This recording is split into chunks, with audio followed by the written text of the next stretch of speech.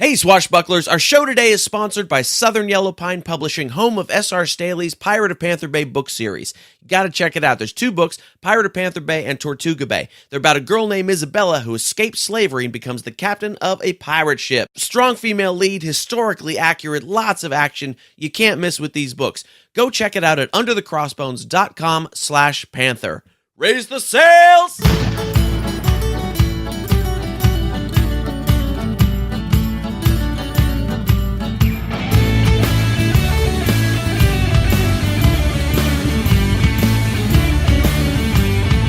Turn it up, Swashbucklers! You're listening to Under the Crossbones, episode number 31. My name is Phil Johnson. I'm your host for the show. Thank you, as always, for listening in. I appreciate your patronage. I appreciate your ears and your attention, and I appreciate you telling your friends about the show because it makes all the difference in the world. Today on the show, I have got a very cool guest for you. We're going to be talking to Jason Surrell. Jason is a former Imagineer with Disney.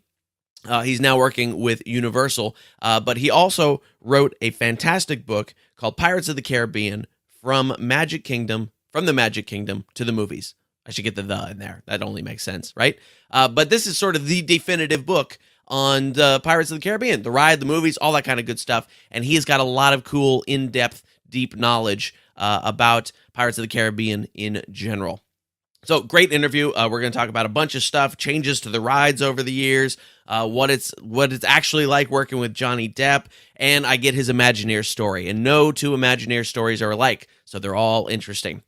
So I think you're going to really enjoy this. It's a lot of fun. So look, hey, are you going to a pirate festival? Are you going to a pirate museum? Are you going to a pirate's ball? Are you going to a pirate's wedding? Are you going to a pirate's birthday party? Whatever it is, I would like to hear about it, and I would like to play it on the show. So here's what I want you to do. I would like you to leave me a voicemail with your trip report to whatever piratey event you're going to, and you can do that at 408-599-2733. Leave me a voicemail with your trip report, and I'll play it on the show if it's cool. Again, that's 408-599-2733. Now, if you've been listening to the show for the past couple weeks, you know that I've been announcing that phone number and asking people to call in with their trip reports. And you might be thinking, well, gee, Phil, when are you actually going to play one? Well, I will play one as soon as somebody actually does it. Nobody's done it yet. So don't be the person out there that thinks, oh, somebody else will do it. No, because you need to do it. You listening right there, you should do it. Just call that number, leave me a trip report. It'll be fun. And if nobody keeps doing it, then I'll stop talking about it. But I thought it'd be fun to try, so let's do that. Again, that number is 408-599-2733. So it's been an interesting week. I'm coming to you from soggy and wet California, home base here in the Red Shed, and it's been wet. It's been very wet. We're getting El Nino'd like crazy, and we actually had a power outage last night, which is always honestly, I kind of like power outages because it forces me to take a break. It does. At first, we were watching TV. We were watching some Muppets on the DVR that we hadn't gotten to yet. And we heard the lights dimmed and we heard a pop outside. And we thought, okay. And then we had this like brownout, right? Just like half of the lights in my house were on. That was kind of weird. We had no idea what was going on when only half the lights go out, right? And then a few minutes later, pop, another pop. And everything goes black, right? And what I found out was that a transformer exploded down the street from my house, which I haven't gone down to look at it yet. I assume they have it fixed by now because we have electricity again. And I was really glad that we got electricity by today so that I could put out this episode for you. Otherwise, I was going to have to walk into a Starbucks and sit down and yell, "Turn it up, Swashbucklers!" in the middle of a Starbucks. And I thought that might scare people. My other option would have been the library. Also, probably not the best place to be yelling things like that. But anyway, so we did get our power back. But I enjoyed the power outage. I like them. It forces me to take a break. Now, I did continue folding the new shipment of T-shirts that I have to take on the road with me to sell this week. I did finish that. But then I sat down on the couch and I read a biography of Mark Twain as it was meant to be done with an LED booklight. Maybe it was meant to be done by candlelight, but I didn't have any candles handy. So LED booklight and a flashlight. And I read a Mark Twain biography. And it was great because it had been sitting on my coffee table for months, and I had not been back to it in quite a while. So, but we got our power back this morning, and that was good. As soon as I get this episode done and ready for you guys, I'm kind of hoping it goes out again, just because I could use another break. Anyway, but birthday week was great. Thank you for the birthday wishes from everybody that sent them. My birthday show on Wednesday in Concord was so much fun. It was great. We had an awesome audience. In fact, I even got the performance of a particular song that I've been trying to get for a demo because I have to go college agent shopping, and I was trying to get this one song on video, and I nailed it, and the audience loved it, and it was great, and I forgot to turn the camera on. So that happened, unfortunately. So I don't have that performance. So I got to keep trying again. Getting tape is like it's the bane of a comedian's experience, is just trying to get a room that sounds good with an audience that reacts right and a performance that doesn't have mistakes in it. Like, you have to have this perfect storm of awesome to get anything on tape, and we need tape all the time. So it's a constant quest for good tape. It's just ridiculous. Good tape. We still say tape, by the way. It's not, we use little SD cards now, right? But we still say tape because, you know what? I'm lying. I'm bringing in tape. I'm bringing in 35 millimeter film to film my gigs. It's going to be so much better. I think it'll be fun. I have gained lots of weight over my birthday week because what happens is throughout the year, I sign up for every restaurant's birthday club. And if you haven't done this, do this because it's fun. Sign up for all the birthday clubs. And then like a week before your birthday, you will get a deluge of free food delivered to your email inbox. So much fun. I've had free sandwiches, free ice cream, free pasta, free, just lots of stuff. And but now I have to go back to eating salads this week because I have to lose some weight before I go back on the road so that I don't walk up on stage all chubby-dubby. Speaking of gigs, there are gigs. I'm only home for a couple of days. This week, you can find me this Friday and Saturday, March 11 and 12. You can find me at the Hey Guys Comedy Club in Fairview Heights, Illinois, Fairmont Heights. It's right outside of St. Louis. If you're in that area, you probably know where it is. Fairmont, Fairview, someplace like that. The Hey Guys Comedy Club. March the 16th, I'll be at the Diamond Joe Casino in Dubuque, Iowa. March the 17th, I will be at the Prairie Meadows Casino in Altoona, Iowa. And then March 18th and 19th, I will be at Penguins Comedy Club in Cedar Rapids, Iowa. And then I get to come home for a whole 2 days, and then we turn around and I go and headline Laugh Lines in Vancouver, Canada. So if you are in any of those areas, whether you're in Illinois, Missouri, Iowa, or Vancouver, Canada, you should come out and see a show because it's lots and lots of fun. If you want to see all my tour dates, you can go to underthecrossbones.com and just click on the tour dates button. And while you're there, click on the page that says like this show because that's our support page. And that's where you can do things like throw a little financial donation in that PayPal box right there, which is super nice. You can click on the Amazon banner and buy yourself something nice, and I get a little commission on that. Or if you want to be a sponsor of the show, you can do that as well. It's super cheap, just like SR Staley and Southern Yellow Pine Publishing and our other sponsors. You can jump in and be a sponsor of the show. It's very, very inexpensive, and it's very, very helpful to the show, mostly because I finished my taxes over the weekend, and, well, do I owe the government more than I thought I was going to? Yes, much larger tax bill. Somehow last year I managed to make the same amount of money and bigger profit. Yes, so they want a bigger piece of my profit. See what happens when I'm frugal and don't spend money as much? I end up sending it to the government. So anyway, if you want to help me pay my tax bill by sponsoring this show, that would be fantastic of you. Just go to underthecrossbones.com/support. All right, let's dig into this interview with Imagineer and Pirates of the Caribbean expert, Jason Surrell. Here we go. So you are a former Imagineer with Disney. Now you're working at Universal. And when somebody asks you what you do, how do you explain it to them? Well, basically, I tell them that I'm a theme park designer because whether I'm writing or directing or producing or creative directing, any of the jobs that I've held over the years, the ultimate job we do is theme park design. And that's, I believe, become even more of an accepted term nowadays. You've got courses in it at colleges, and it's really come into its own as a legitimate thing. Yeah, absolutely. And I'm sure when you tell people that, they immediately stop talking to the accountant they were talking to before you. Exactly.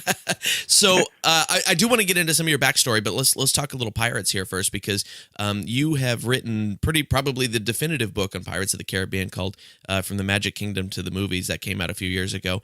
And what was your and I know you were also involved in the rehab of the ride in all four parks, I guess. Yeah, I contributed to elements that I think showed up everywhere. Oh, okay, great. So what? And so this was that was the one where they put the film elements into the rides, correct? Yes, and we created a map to Isla Tesoro, which was one of the things I worked on, and to me that was a big deal because I was able to name this kind of previously unnamed island that the boats carry the guests through. And what was interesting at that time was it was a deliberate attempt to try to bridge the attraction mythology with the film mythology and really give some extra character to the location, that the boats had been going through for decades. Sure, yeah, and it's something that could have been extremely cheesy when it was done. I was super worried when I heard that you guys were doing that, because I was like, oh no, it's going to be cheesy. But it actually came out very, very well, and I was super impressed with it. I've only seen the enhancements at Disneyland in California. I've only been to Disney World once, and it was only for 4 hours, but I did get to ride pirates while I was there. Thank you, rich uncle, who took me in between gigs. So when you guys were starting to think about, okay, we have to put movie stuff into the ride now, where did you start with that? What did you know needed to go in there, and what were you considering that maybe didn't go into it? Well, I think the sky was pretty clear and open in terms of the possibilities. But as you can imagine, Pirates of the Caribbean, like Haunted Mansion, which also received a number of updates over the past 10 years, they're the crown jewels of the Disney theme parks. So anything you even remotely contemplate adding or changing takes a lot of careful consideration and scrutiny. So with Pirates, the decision was made fairly early on, and I think this is a really important distinction, to add as opposed to cut or change. And you can see it. I mean, really the only thing that was changed in terms of swapping something out was putting Barbossa in for the sea captain. Right. But if you look at it closely, everything else is an add. Captain Jack Sparrow is an add, to the big auction scene. He's an add to the barrel where he pops out with the map. And yeah, he replaced, a couple of different, that scene has changed a number of times over the years. Sure. But for the most part, every single thing that anybody could have ever loved about Pirates of the Caribbean was retained. And I still, to this day, think it is probably one of Imagineering's most masterful jobs at doing an enhancement, because they really towed the line and preserved everything that people loved while adding in enough elements for the new generations that were entering the Pirates world through the films for the first time. So it was really a delicate dance. And my hat is off to Kathy Rogers, who was the show producer, Michael Sprout, who was the show writer on that one, Tom Fitzgerald, who was leading Imagineering at the time. It was really a delicate dance, and I think they pulled it off beautifully. I do too. Yeah, I thought it was really well done. And now that you explain it that way, I can see where that is the perfect plan. Because, truth be told, I obviously talked to a lot of pirate fans and a lot of pirate people on this show, and Pirates of the Caribbean, whether the ride or the movies, is one of the most common origin stories for coming into pirate fandom in general. And it was mine. The Pirates of the Caribbean, when my parents took me to Disneyland as a surprise when I was 7, that was it. I became a pirate fan. It's kind of a, not to use an inappropriate term, but it's kind of a gateway drug, where you get a little taste of pirates. And, I've talked to so many people over the years, as you can imagine, for whom it opened up a portal into pirate films, the swashbucklers that inspired the Pirates of the Caribbean movie, and literature, and of course the real thing, which oddly enough is what caused the attraction to not be part of the opening day lineup at Walt Disney World. The philosophy was, oh, well, they're so close to the real Caribbean and the real thing, there's no reason to do Pirates of the Caribbean. And the audience informed them of just how wrong they were when the park opened. And hence we had those buttons show up that the cast members were wearing that said, "The Pirates are coming," December 1973.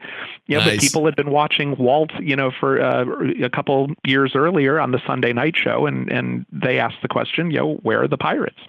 Right. I assume they didn't have that same thought when they decided to open California Adventure in California. I was like, no comment. I was like, really? Well, okay.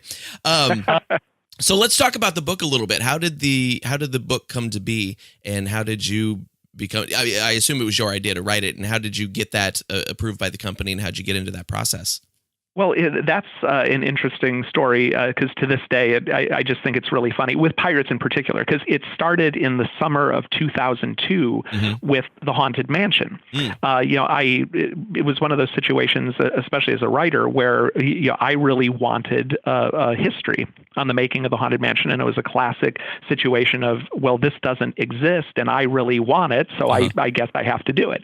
So I poked my head into our vice president's office in the Florida office, and I said, "Hey, how do we go about pitching a book?"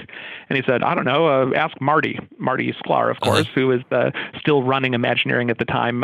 So that was an amazing period to work, because you still had that direct link to Walt. Sure.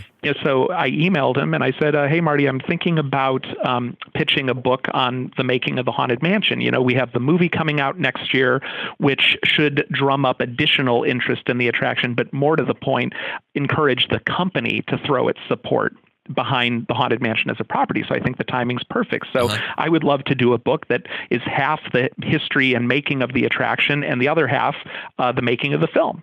And he said, "I love this idea." He's like, "Write up a book proposal."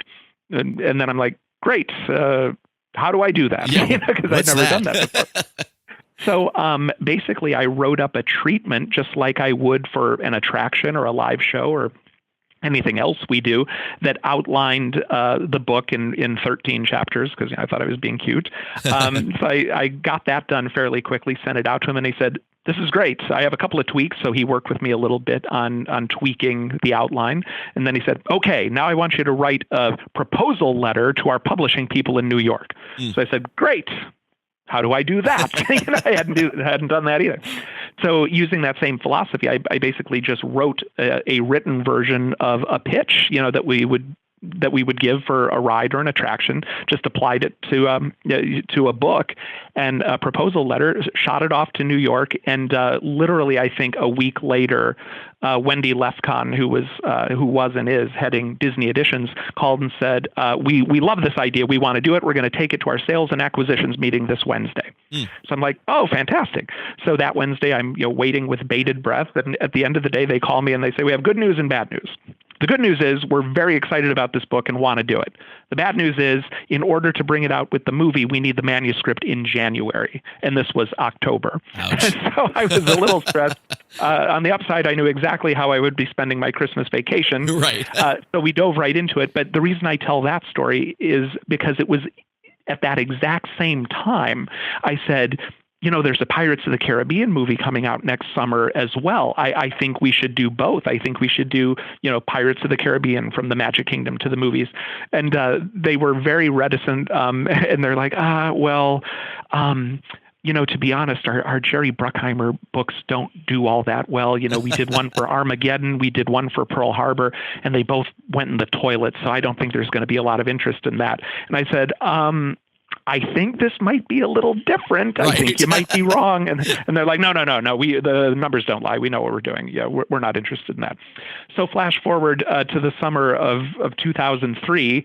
It was around the time Pirates was streaking past $300 million at the box office. And I get a phone call from my editor, and Jody Revinson, and she's like, we're really disappointed that we didn't do a Pirates book. And I went, "You think?" I seem to recall saying something something along those lines about a year ago. So anyway, at that point, they fast-tracked it. And they said, okay, we'll bring this out in 2005. Because I was already I'd already been lined up to write my second book for them, screenplay by Disney.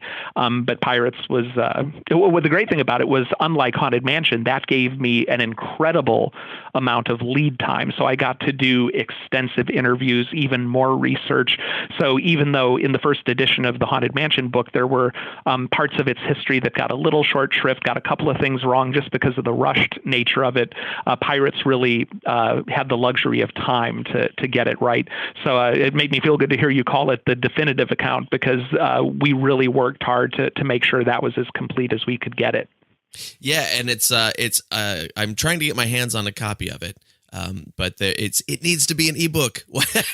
I know I have lobbied them so hard. I don't know what the problem is. I'm trying to get all of those titles, Mansion, Pirates, and my Disney Mountains book, done as ebooks, because I get more inquiries than you can imagine. Quite a few for the Mountains book, actually. But Pirates also because it's just as beloved as the Haunted Mansion book, which is still in print. But with the new attraction opening up in Shanghai. Another film on the horizon, no pun intended. I think it could just as easily be updated as the Haunted Mansion books. So those are conversations I continue to have with Disney, because I do continue to work for the publishing group. And, I've been playing around with a book on the Lucasfilm attractions, which of course is, is going to take a quantum leap forward. Sure. And then, I have a couple things kicking around with Marvel. So I still have a great relationship with the company, and I'm hoping to get some more titles out there. That's great. Yeah, I was going to ask you if there was going to be an update to the Pirates book, since there is a new film coming out, and that would give you a reason to go to the set and see what they're doing. Yeah, write them, email them, social media, because it's like anything else. If the audience tells the company they want something, that's the best way to bring it about. Even just an ebook of the existing titles would be great, because to me, it's just it's so important to have those stories and that artwork out there accessible for people. I know you can pretty much find almost anything on the internet, but one of the things one of the reasons we wanted to do the book was to collect all of that amazing art, in a book that you could hold in your hand. Because I grew up old school with actual books, right. that would sit on an actual shelf. So to me, there's still great value, in having a physical book you can hold in your hand. But so many people are reading these days on their Kindles and on all their devices that I really just want this content to be available to them as well. Yeah, certainly. And so when you were getting into the research, obviously, I imagine you had access to the archives and all that. Oh, yeah. And that, to be honest, even though I worked for the company, one of the primary motivations for me to write the book, all of the books, beyond just, hey, I want this on my shelf, was the opportunity to just lose myself in the archives and do all of these interviews with people that I might not necessarily have as much constant contact with.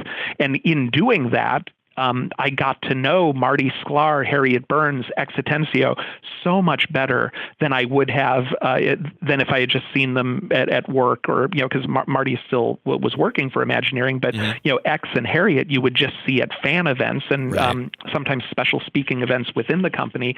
But in getting to, not to sound pretentious, but in getting to sit at their feet like I did with these interviews, all three of them became mentors and friends, and that's more valuable than anything else to me, in terms of writing these books. Yeah, I imagine so. And I have X Atencio's autograph on a Pirates of the Caribbean poster here in my office as sort of a vision board. That's great to get him on the show here. But I got to tell you a quick X story. Yeah.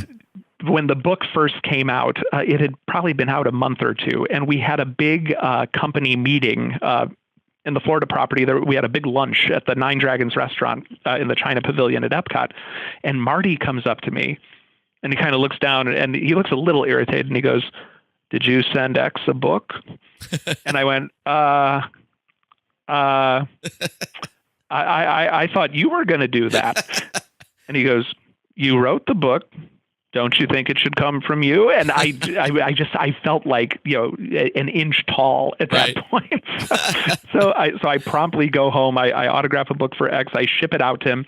And then a couple days later, I'm driving home from work and my cell phone goes off and I look down, at the screen and it says X Atencio, which that in and of itself is amazingly cool. Right. If you grew up like a lot of us did. Sure. So I answered the phone and I'm like, hi X. And he was calling to tell me that he got the book. And, he was already so, kind of enchanted with the Haunted Mansion book because those books brought those guys attention that they didn't necessarily have before, because for the longest time, it was, well, Walt Disney's the only name on the door and you don't need to know who these other people are. Sure. So they started getting more attention.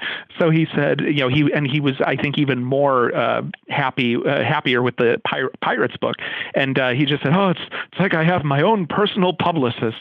And then there was a pause and he goes, Jason, you're a good boy. And I almost drove off the freeway. It was like I had tears in my eyes and it was just amazing. Same thing with Harriet Burns. I was at her house one day and I had brought with me the coffee table book, Walt Disney Imagineering, that I'd been having everyone sign. And what she wrote, just broke my heart too. She said, oh, Jason, Walt would love you and what you're doing. Love Harriet. And it was just incredible. They're incredible fantastic. people. That's so great to hear. You almost never hear bad stories about anybody from the company, which I think is so great. And they're all human, but so such great stories.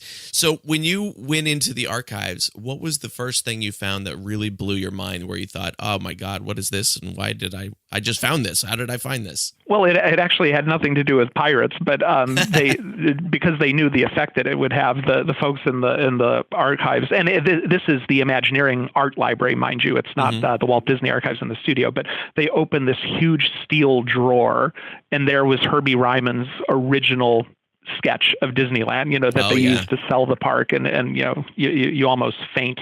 But so there are moments like that where you see things in the flesh, but then also just because of the sheer volume of images that you have to go through. I did a lot of it online because almost the entire art library, if not the whole thing, is digitized and cataloged. So you can go to the internal company website. Because Disney, as we all well know, utilizes its heritage probably more so than any other entertainment company. So Sure. A lot of it was just the kind of breathless moments would happen when you would click on something and just see an image that you'd never seen before. And that was actually one of the biggest revelations for me, because I discovered that Herb Ryman and some of the other Imagineers that Herb, yes, but other Imagineers that you wouldn't necessarily associate with pirates were kind of the unsung heroes because of the sheer number of pieces that they produced for it. Herb, you would certainly associate with New Orleans Square. He probably painted the most famous portrait of New Orleans Square, that classic image, with his nuns walking in the background. Sure. But I found he had done quite a bit of work on Pirates of the Caribbean. It was kind of the same reaction I had to Ken Anderson with the Haunted Mansion, where you look at everything he did for the attraction and you just think, oh my gosh, this guy's the unsung hero. You don't hear about him as much. You always hear about Mark Davis, Claude Coates, X Atencio. But in doing this research, you really discovered that there are other unsung heroes who made major contributions to these attractions that people love so much. Yeah, and I think that's the case on a lot of the attractions, and especially even like Haunted Mansion and things like that. I'm in the middle of reading Jeff Baham's Haunted Mansion book, which is really good as well. And yeah, Jeff's great. Yeah, and excuse me. And there's so many just people there who it was like, wow, we had no idea that guy even worked on this ride, and there's all these unused things. Did you find a lot of unused concepts for pirates that didn't make it into the ride that you found were interesting? Oh, yeah, absolutely. Vignettes, Mark Davis gags, you name it. Just countless scenes, some of them major and then some of them a little bit more minor, like Mark Davis gags. I couldn't give you an example off the top of my head, but something the equivalent of dunking the mayor in the well, the classic Sure. repetitive Mark Davis sight gag. There were a ton of those, that didn't wind up getting used. I think one of the one that I think people have seen is where two pirates are in a rowboat, I believe, but there's a cannon on one end, so that end of the rowboat is way down and the other pirate's up in the air. It's things like that. They're quick reads, quick gags, classic Mark Davis stuff, and there's a ton of it. And I think with both the Pirates book and the Haunted Mansion book, I did try to include a good amount of that sort of thing, so that fans could see that the ride they know and love in many ways is just the tip of the iceberg. Sure, yeah, and I have seen that, the one with the cannon. That's a great picture. And Mark Davis was the king of sight gags like that. He just had amazing stuff. So one of the things I was just thinking about this earlier this morning. One of the things that people who criticize Disney usually bring up is that they whitewash history a lot and things like that. And I think Pirates of the Caribbean is probably the least whitewashed attraction in the park. Would you agree with that? Yeah, absolutely. Because we've all heard the criticisms, but then if we're really being honest about it, as you go through that ride, there are actually there's quite a bit of questionable behavior going on. Sure. But I chalk that up to the time that it was created. It was an entirely different time. I mean, it was basically if you picture the WED offices, it's the Disney equivalent of Mad Men. So it's a completely different time, completely different sensibilities. And also, you also have to consider the perception of pirates. That they had no intention really of depicting pirates as they were. Their goal was to depict pirates in much the same way that they were depicted in film. The swashbucklers. Their pirates had more in common with an Errol Flynn movie than true pirate history. Because who wants to ride through that for 14 minutes? Right. Although at the same time, I think the Errol Flynn types were a lot less debaucherous and things like that. Like you never saw Errol Flynn loading up on rum and burning down a town. Exactly. So you make a good point that you could actually make the argument that the attraction, dipped its toe in that water even more so than a lot of the films did. Yeah. And it's kind of interesting how history comes full circle, because when they went to do the movie, the first draft or two of the script were very much Errol Flynn blockbusters or swashbucklers rather. And when Jerry Bruckheimer read the first draft that I'm aware of, he went to the studio. I think he said to Dick Cook, he's like, I wouldn't go see this movie, much less make it. You got to do something to make this unique, to make it Disney, to make it your own. And it was Ted and Terry, who the screenwriters, who said, we feel really strongly that you need the supernatural element. It's a key part of the ride. The skeletons, the haunted caverns, and even though it's a little vague as to what's going on, there is that kind of haunted, ghostly component, and that, of course, is what elevated the material beyond your garden variety swashbuckler. And I think it's what made the entire Pirates franchise what it became. Yeah, definitely. And I think that's a good point, because just this sort of Errol Flynn swashbuckly type of thing, I think, is what made movies like Cutthroat Island not work so well. Exactly. In the times when they had tried some of the pirate stuff. It was so strangely a mix of a little more realism and a little more absolutely unrealism. Yeah, and it's funny because, make no mistake, Cutthroat Island came up a lot during those meetings, because that was an unmitigated disaster, and both, I think, creatively and commercially. So they certainly didn't want a repeat of that, which was more motivation to take it in the supernatural, kind of Disney direction. Interesting. So while they were making the film, 2005, so the book pretty much goes through the first film, maybe the second? I can't remember exactly when they came out. Yeah, the section on the film chronicles the making of the first film, and then there's a brief setup for the second. And then in 2006, because of the second film coming out and the enhancements to the attraction, we actually brought out a second edition a mere year after the first one came out, that went a little bit more into Dead Man's Chest, but primarily talked about the new additions to the attraction. Okay. So it was one of the quickest updates, revisions I've ever done. Yeah, I'm sure. Yeah, definitely. So were you on the set for some of the filming and taking notes there and things like that? Oh yeah, I was. I wound up by virtue of my Imagineering work and the book work, I wound up on the sets of all three, the first three. Oh, I keep nice. forgetting there's four now. Yeah. And We'd all again, like to forget. but I talk about how much the interviews and getting to spend time with people has meant to me. Same thing goes for the film side of it. To be able to go to the Bahamas, and see the Black Pearl and the Flying Dutchman in the open water, or going onto a soundstage on the lot, and seeing the swamp sets or the cave set from the first film. Just as a film person, and somebody who works in the entertainment industry, I mean, that alone was an amazing experience. And then, to get to meet and talk with Johnny Depp and Keira Knightley and Jeffrey Rush, all of them, they were all amazing and generous with their time. Jerry Bruckheimer was amazing. And then ironically, years later, I would get to write for and co-direct Johnny Depp for the Legend of Jack Sparrow experience that we did at Disney's Hollywood Studios. And he was an absolute joy. I mean, he's, in addition to being one of the most amazing actors on the planet, I found him to be unbelievably gracious and collaborative. There was none of that, well, I'll tell you how Captain Jack would act. I mean, he was, what really touched me was like he was looking to us for advice and support like any actor would want from a writer or a director. And, just to stand with him behind the set, just kind of spitballing dialogue ideas or little bits of business. And, I'll never forget one time I said, oh, well, you should call Davy Jones a vile squid man, because it just sounded like something Captain Jack would say. And Johnny just got this sly grin. He goes, oh, yes, great. I'll do that. Yes. And that kind of, and that quasi-British accent he's somehow acquired. Yeah. But no, he was an absolute joy to work with. That's fantastic to hear. That's really great. I wanted to go back to the ride for 1 second because my thought got off train. So in talking about how the ride is one of the least whitewashed kind of things, which should please the detractors, but then they went through and took out the pirates chasing the women in 1990, whatever that happened. And what was your take on that situation where all of a sudden there was a cry to make the ride more PC?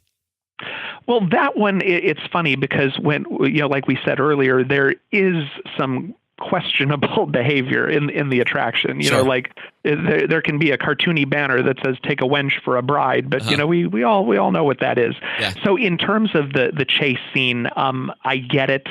It's especially in terms of the depiction of the treatment of women, regardless of whether or not you think that's a big leap or if you think people are taking it too seriously.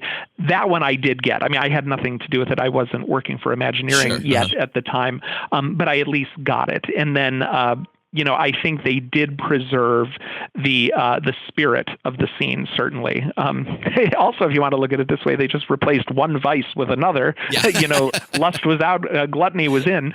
Right. But I get it, because at the end of the day, these are family attractions at family parks, and I'm sure parents don't want uncomfortable questions. You're right.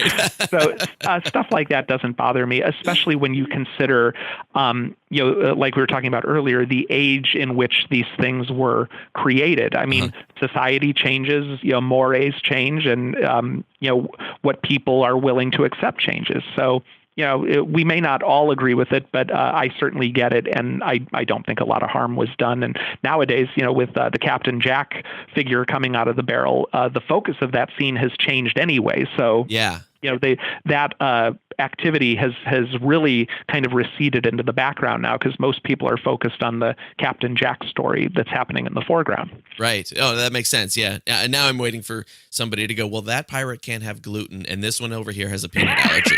Exactly. That day is coming. Yeah. Don't say it too loud. Yeah. Let's talk a little past, and then we'll talk a little future. I've never heard two Imagineer origin stories that are the same. So how did you become an Imagineer?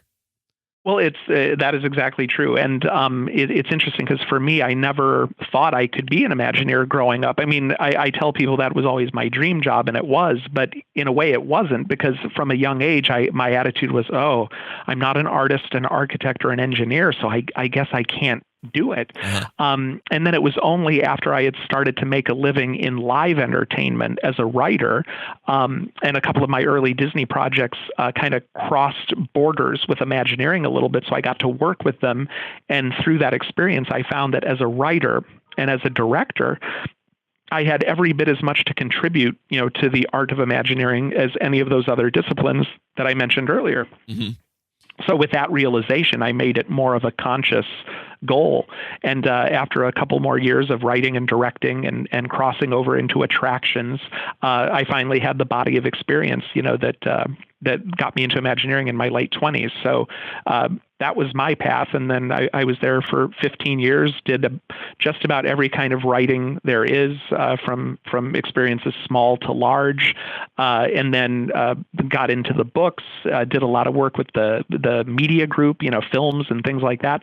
A lot of work with the hotel group, with Disney Cruise Line, came up with restaurant concepts, retail concepts. So I really feel like I got the full experience. Every single kind of Disney themed experience you could have, I did, during my time there. And it was amazing. That's great. What was your original entrance into the company? I was working at Hollywood Studios in entertainment as a performer because I was still in college at the time. And I had an idea. It sounds ridiculous now, or it sounds perfectly reasonable because it's a synergy thing. But I had the idea to add live entertainment elements to the Backlot Studio Tour. And two of the concepts I came up with were in support of Encino Man, the Pauly Shore epic comedy, and Sister Act, the Whoopi Goldberg film. And, the entertainment department was, we love this, we want to do it, but, it involves an attraction. So you're going to need to go talk to Imagineering, and I was like, no problem. Just point me in the right direction. And it was at my first meeting with Imagineering that I met Mike West, who was a senior show producer and the director of show concepts and scripts at the time. And he's one of the primary reason I have a career at all, because, he saw what I was doing and a young person, trying to do all these extracurricular activities to make something of himself. And he kind of took me under his wing and guided me and told me when and where I needed to go out and get more experience. And a mere 5 years later, I returned to the company, and he was the one who hired me back in to Disney as a show writer for Imagineering. That's great. I have to say, I'm kind of glad that the Encino Man experience didn't happen. No, it did. I'm glad it didn't last very long. No, it was just long enough for while the movie was going on, and both of them took place on Residential Street. And the idea, and again, it came from a 22-year-old kid, so give him a break. But the idea was just to jazz up that moment of the tour a little bit. Right. I'm just, had that become like a classic thing, you probably would not have needed a face character, because you probably could have just gotten Pauly Shore to do it. Exactly. Yeah, Pauly would probably be available 5 days a week now. No, I look back on it now and I'm vaguely horrified, but I can't fault it too much, because every little thing you do leads to something else, and Absolutely. It was part of the journey. Yes. I nevertheless apologize for anyone with horrible memories of the Backlot Studio Tour in 1992. May of 92 was not a good time to visit the Backlot Studio Tour. That's so great. One of the other things that you worked on that I've only had a chance to see once was the Monsters Inc. laugh floor at the Magic Kingdom. Yes. And I have to tell you that it was painfully realistic. As a professional comedian myself, painfully realistic. Exactly. That was a lot of fun. Yeah, I was there with another comedian friend of mine, and we were there with two non-comedian people who were laughing their heads off the whole show. And I was like, no, you guys don't get it. This is real life for us. Exactly. It's not funny. It's not funny at all. Yeah. I mean, it's very funny, but in the wrong way. Right. Did you go sit through bad open mics and things like that to research that? Or how did you come up with the storyline and the gags for that thing? I personally didn't have to, because I did stand up in my early 20s. It was something that I had been pursuing, and then the writing kind of took off, and I just essentially abandoned it at that point. Okay. But to your point, you don't have to be a working stand-up comedian to have a comedian's personality and kind of mental and emotional wiring. Right. Yeah. So I definitely, and that's something that continues to trip me up to this day. But that definitely informed the characters of Buddy Boyle and some of the other characters that perform there. And a couple of the writers on our team had worked in comedy. One of the writers wrote for Arsenio Hall, for example. And then we had a consultant come in, John Paragon, who worked with Paul Rubens and was Jambi the Genie. Okay. So you definitely had some comedy veterans that were involved with that. So anything that rings true from the world of stand-up, I think you can attribute to that. And it was a great experience because it was relatively new technology. We had done Turtle Talk at the time, but this was that sort of experience on a much larger scale, and trying to bring a comedy club to life in Monstropolis. And it was just, it was an amazing experience, just the marriage between, written material, comedic material, and high technology, and making that work in a seamless way. And it's still running and doing really well. It's actually really well rated. Yeah, I really enjoyed it when I had a chance to see it, but it was my heart hurt halfway through. Yeah, absolutely. I was like, there is some real experience behind the writing in this one. There's got to be. And you're like, how has Mike Wazowski not killed himself at this point in his life? Exactly. Yeah, and he's the Charlie Brown of the monster world. Right. Yeah. So great. So these days you're working for Universal out there in Florida, and what kind of stuff are you working on for them? I am actually creative director for Race Through New York, starring Jimmy Fallon, which is a new attraction that will be opening next year. I was going to ask you about that. Yeah. Yeah. I mean, talk about, being steeped in the comedy world, just being able to collaborate with Jimmy and his writers has been amazing because, again, you're working with comedians. So that's been an absolute joy. And then I recently have started working as a creative director for the Universal Beijing theme park. So for the first time, I've been able to kind of guide the creative of an entire park. And that has been an absolutely wonderful experience. Every day you come in, it's something different. And, I alluded to the different types of creative that you can do in this business, whether it's the tiniest little show enhancement to the largest e-ticket attraction, shops, restaurants, resort hotels. So this project has given me the opportunity to do literally everything, every kind of ride that we do, every kind of restaurant we do, retail entertainment experiences that go beyond the average gift shop. So I'm really in my element. And that was, that opportunity was the motivation for me to leave Disney and come here because it was the proverbial offer I couldn't refuse. And it's just been wonderful. That's amazing. What have you run into? And you must have the cultural differences between here and China and trying to translate an experience like that. Yeah, and it is a challenge. We have a number of Chinese folks on our staff, as you might imagine, and we have an actual translation team. So the funny thing is, you could have a brainstorming meeting and come out of it with all these amazing ideas, and you're just so excited. Or the name for an attraction. Oh, this is clever. This is going to be the greatest name ever. And then you go into a meeting with our translation folks, and they just sit there shaking their heads. Yeah. It's not going to work. No one's going to know what that means. And you're like, curses, because you can't help but think in English and. Especially, talking since comedy has been, such a through line in this conversation, you think funny in terms of what would work here. And some of it is universal, no pun intended, but, and translates. But again, it's something you have to constantly be aware of. And that challenge is part of what makes it exciting and interesting because you're literally coming up with ideas for an audience completely different from anything you've ever experienced. Yeah, certainly. And I am part of a Chinese family out here because my girlfriend is Chinese and we've been together a long time. And the Asian concept of comedy is completely different from the American concept of comedy. And specifically in China, there's just not a lot of it at all. Like my girlfriend's family, they have no idea what I do. They really don't understand it at all. They've never seen a gig. They just know that I go do shows sometimes, and they go, "You got a show or something this weekend?" And that's all they know about what I do. So, I mean, what kind of stuff have you found that does work, that does translate over there? Well, the good thing is, you have this a lot at Disney, and you certainly have it a lot here with a studio-based experience. Even though it's you don't see as many traditional making of experiences anymore. I should say Hollywood. The great news is with Hollywood getting more and more exposure in China, and films getting wider and longer releases. That has helped out a lot because what that's done for us is the same things that would appeal to an audience here are starting to appeal to the audience there because they're all getting exposed to these characters and stories. So that has been a huge help. So in a way, you can still nuance things like senses of humor, or another good example is their view of the supernatural. For example.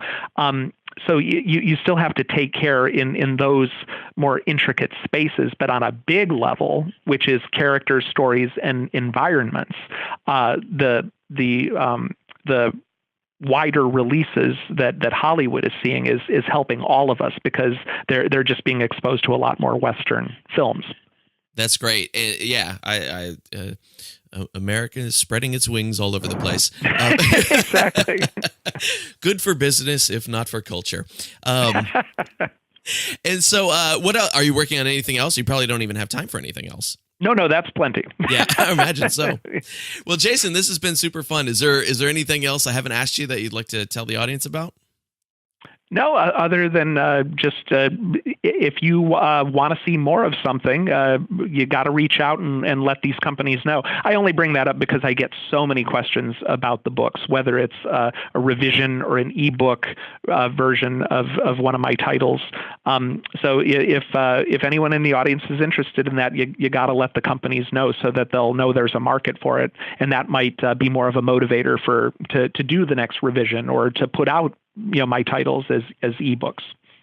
Fantastic. That's great. I will send them an email myself and say I demand such things. So where's a good place for people to follow you online to keep track of what you're up to?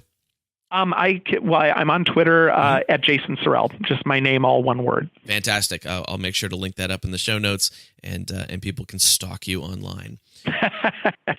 Well, Jason, this has been super fun, man. I really appreciate you taking the time to do this. No, it was my pleasure. Thank you for having me. Absolutely. Well, I hope we can talk again soon. No problem. Anytime. All right. Talk to you later. Okay. Bye-bye. Bye.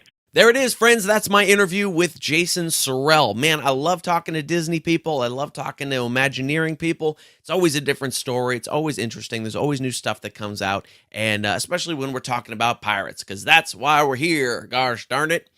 And here we are. Yes. And so you can find Jason Surrell on Twitter, like he said, at Jason Surrell. Surrell is 2 R's and 2 L's. I will have that linked up on the show notes at underthecrossbones.com/031, because this is episode number 31. And what else? I'll also have links to his book, Pirates of the Caribbean, From the Magic Kingdom to the Movies, on the show notes. As well, I'm going to put up a link to Jeff Baham's Haunted Mansion book that just came out recently, because that's a fun read too, and you'll probably like that as well. All right, my friends, there are pirates out there. There are modern pirates, and they exist, and they do not dress well, and they do not carry swords, and they do not have a parrot. Some of them might have a parrot. I don't know. I haven't checked. But here's what they do want. They want your information, and they want to sell your information, and that is a bad, bad thing. If you have ever had to deal with identity theft, you know it is a giant pain in the tuchus. And I have, and it is a pain. You do not want to have to deal with it. So here's how you avoid dealing with identity theft. You get yourself a LifeLock membership. And it's very cheap, and it's just sort of the cost of doing business these days. And the nice LifeLock will go out to the dark, ugly parts of the web, and they will make sure that your information is not floating around out there. Like when Spotify gets hacked, or Target gets hacked, or any of these other people get hacked, Blue Cross, everybody gets hacked, right? So they will go out and make sure your information is not there. If it is there, they will help you fix it. And that's the best part. That's the part that you don't get in the free credit monitoring programs through your credit card and stuff like that. They won't help you fix it. They'll just tell you it's there. LifeLock will help you fix it. And that's the important thing right there. That's the hard part, right? And so all you have to do, LifeLock is very cheap. Go to underthecrossbones.com/LifeLock, click on start your membership, and you will get 10% off. That's a good deal right there. So make sure you go do that. I have a free ebook for you. It's Alexander X. Quemlin's Pirates of Panama or Buccaneers of America, whichever title you prefer. And you can get it for free. If you have not read this book, it is a seminal text in pirate history. It's written at the time. It's a great, just very cool novel. You're absolutely going to dig it. Go to underthecrossbones.com, click on the free ebook link, and grab it there. Or if you're out and about and all you got is your phone, I've made it easy for you. All you have to do is text the word pirate and your email address to 94253. Again, text the word pirate and your email address to 94253, and that will kick you back a link to download the book right there to your phone. All right, so we got some comedy and music today. We got some comedy from my pal DJ Sandhu, who has opened for me a bunch of times. Super great dude, one of the hottest rising comedy stars from Sacramento, California, and I think you're really going to enjoy him. And then we have music. Remember last week when I was talking to Jack Gonzo and I didn't have any pirate music for you after we spent 45, however minutes talking about pirate music? I have rectified that situation. And today, we are going to hear a song from Pride of Bedlam, which is one of the bands that Jack Gonzo was telling us to listen to. So, we will hear some comedy from DJ Sandhu and a song from Pride of Bedlam. Here we go! It sucks being single, man. It sucks, because, so my friends keep trying to take me to clubs to try to meet women, you know what I mean? And I'm not a club kind of a dude. I don't know what I'm supposed to do there, right? Plus, I have this problem where, I sing along to every song that's being played, no matter what, and I can't turn that off, right? Which is a cool problem to have. If they're playing Bombs Over Baghdad by Outkast and you're nailing every syllable, dope, right? But eventually the DJ puts on Rihanna, and now I'm the only guy trying to feel like the only girl in the world, right? No one wants to know that, man. Nobody. Being at the club's not even the worst part of the night, right? I can tolerate it. I don't mind being at the club. Leaving the club is the worst, right? And fellas know exactly what I'm talking about, because it's the same conversation every time we're leaving the club, right? Fellas, it's always, dude, did you see me? You see me almost get that girl, dude? I almost got that girl. Did you see it? Yeah, man, I saw it, man. You almost got that girl, man. You see the girl I almost got? Oh my God, we all almost got girls. Every time. Fellas, you want to know what the girls are talking about on their way home from the club? I don't know, but it's not you. I know that. This is what it is. It's, where is Jack in the Box? And give me back my heels before you stretch them out, bitch. Right? Am I lying?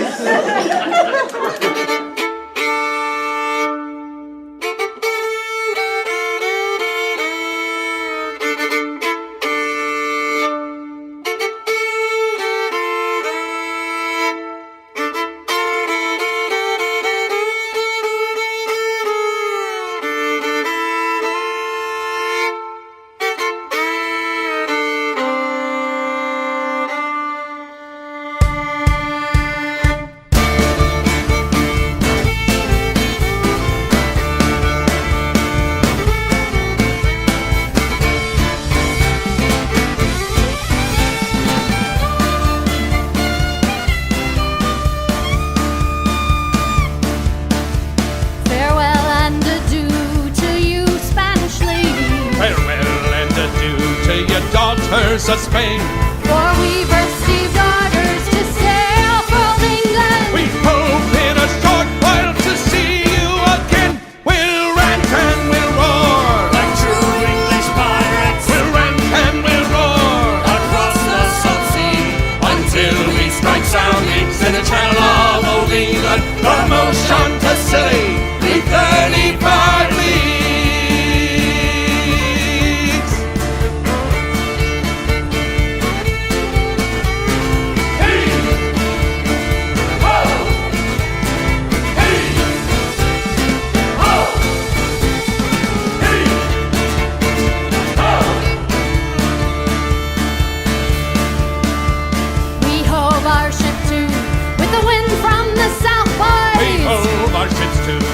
Soundings to take.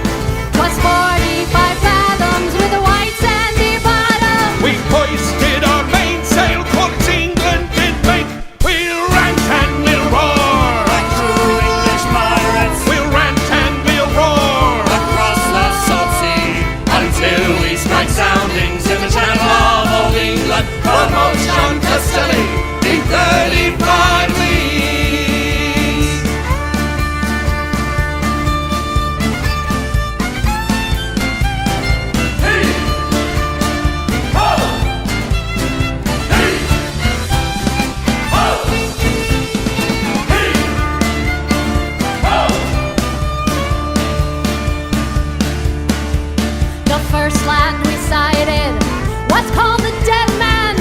King's Head of Plymouth, then Portland or White.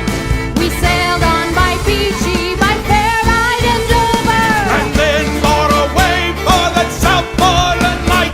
We'll rank and we'll roar. Like true English pirates We'll rank and we'll roar. across the salt sea, Until we strike soundings in the channel of old England. From ocean to Scilly in 35 leagues.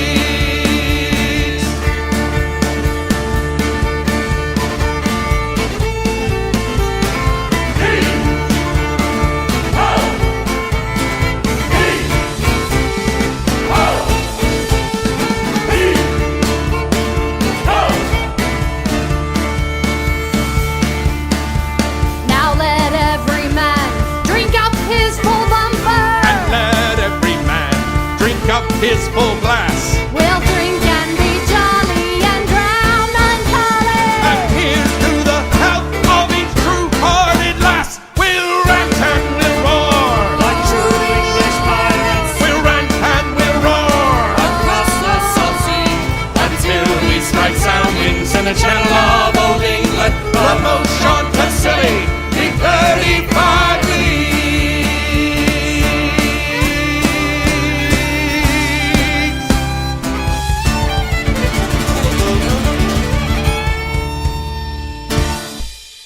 And that's our show for today, friends. Again, you can find Jason Surrell at Jason Surrell on Twitter. If you want to find out more about DJ Santu, you can go to Facebook and look up DJ Santu. That is I'll try that again. Sandhu. He's also at Twitter and Instagram at DJ Santu20. And if you want to find more Pride of Bedlam, you can go to prideofbedlam.com. If you want to get my latest comedy special, Pretty from the Back, you can go to philjohnsоncomedy.com and check it out there. Keep leaving those iTunes reviews, super helpful. I appreciate it a lot. Tell your friends about the show, spread it among the pirate community, call in with your trip reports, all that kind of stuff. This show is your show, is my show, is your show.